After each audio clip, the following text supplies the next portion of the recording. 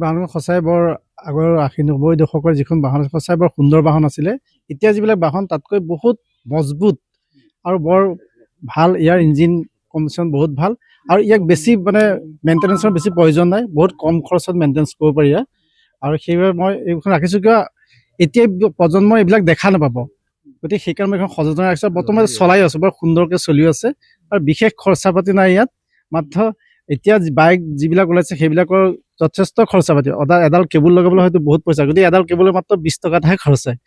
আৰু এইখন 1999ত, তেতিয়া 29,000 টকা আছিলে, নতুন কিনা হৈছিলে 29,000 টকা আছিলে তেতিয়া। পাছে এইখন প্ৰথমে কিনিছিল মোৰ সৰু দেউতাই পৰা, তাৰপিছত আকৌ সৰু দেউতাই মোক দিলে এখন।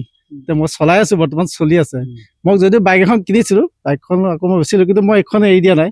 বহুতে মোক এখন বিকাৰ কথা কৈ আছে, বহুতে সুধি থাকে এখন বিক্ৰী চলাই আছে, ইমান পুৰণা এখন হেৰি চলাই আছে।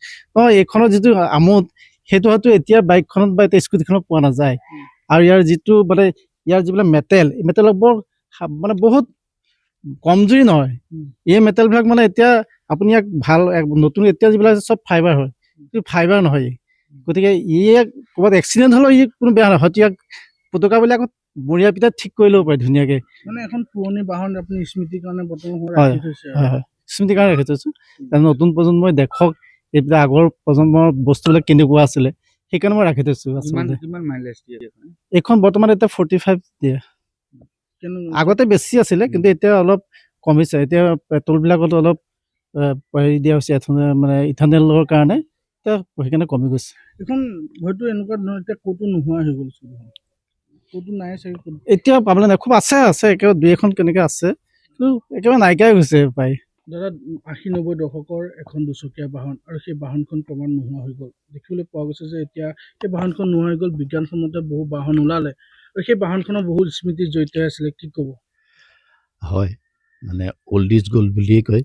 কথা হ'ল কি, আগতে যিখিনি পুৰণা বাইক আছিলে বা মানে স্কুটাৰেই হওক বা এই আপোনাৰ ভেছফাই হওক, সেইখিনি আজিৰ মানে যুগত ক্ৰমান্বয়ে লোপ পাব গৈছে।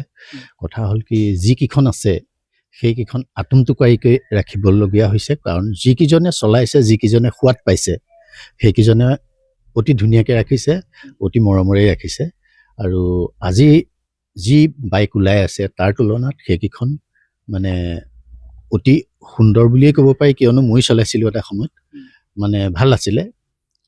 যথেষ্ট স্মৃতি আছে সেইখনত, মানে যথেষ্ট স্মৃতি আছে। আৰু কথা হ'ল কি, সেইকেইখন মানে এনেকুৱাই আগতে যি এতিয়াৰ তুলনাত আগত যেনেকৈ বনাইছিলে বা যেনেকৈ মেনুফেকচাৰ কৰিছিলে, এতিয়া সেইকেইখন পাবলৈ নাই। আৰু সেই পুৰণি দিনবোৰ বা সেই পুৰণি স্কুটাৰ বা সেইসমূহ ঘূৰি আহিব বুলি আপোনালোকে ভাবেন?